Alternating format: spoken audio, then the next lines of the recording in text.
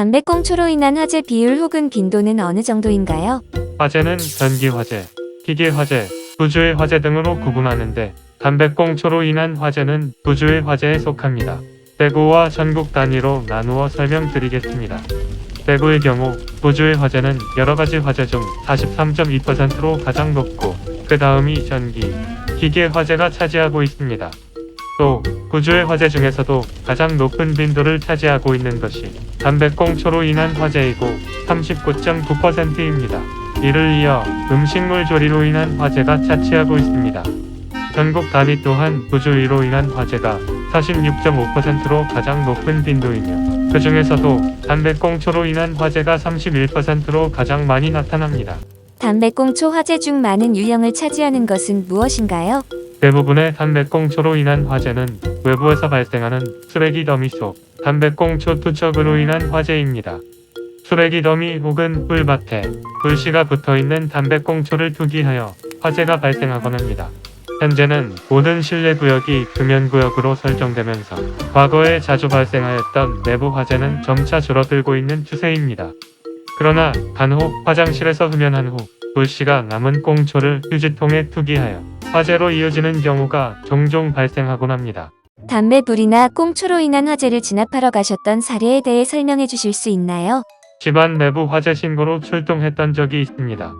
집안 내부가 밀폐된 상황이라 서서히 산소가 차단되면서 자연히 소화되어 상황이 종료된 사건이었습니다. 화재 원인을 측정하기 위해 피해 장소와 사망한 피해자를 살펴본 결과 집안 내부에서 흡연을 한 흔적을 찾게 되었습니다. 집안 내 화장실에서 흡연을 자주 한 경황을 찾아볼 수 있었고 화장실 내의 깡통에 담배꽁초를 버려둔 흔적 또한 찾게 되었습니다. 피해자의 시신 주변에서도 라이터와 담배 등을 찾아볼 수 있었습니다. 피해자는 담배꽁초 불씨로 큰 화재가 발생할 거라 미처 생각하지 못해 꽁초를 가연성 물질이 든 깡통에 버렸고 화재로 이어지게 되었다고 결론 짓게 되었습니다. 담배꽁초로 인한 화재 발생 시 대응되는 인력이나 자원은 어느 정도 되나요? 화재 정도에 따라 대응되는 인력은 달라집니다.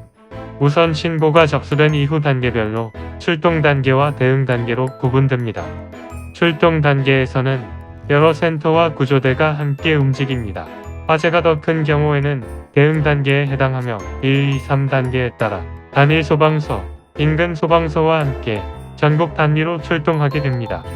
산불과 같이 화재의 정도가 큰 경우에는 대응 단계 3단계에 해당한다고 보면 됩니다. 화재 후 담배로 인한 피해 사례가 있었나요? 담배 연기나 냄새로 인한 민원으로 많이 출동합니다. 층간 흡연 문제로 못마땅한 주민분이 옆집에서 화재가 발생한 것 같다며 119로 신고 전화를 하시기도 합니다.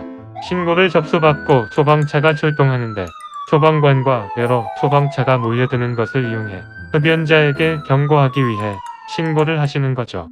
이로 인해 많은 인력이 투입되었다 철수된 적이 있습니다. 담배꽁초 무단 투기로 발생한 화재의 처벌 정도는 어떠한가요? 담배꽁초 무단 투기로 인한 화재의 경우 범인을 알지 못해 처벌을 하지 못하는 경우가 제일 많습니다. 만약 투기범을 잡은 경우에는 피해 정도에 따라 처벌 정도가 달라집니다.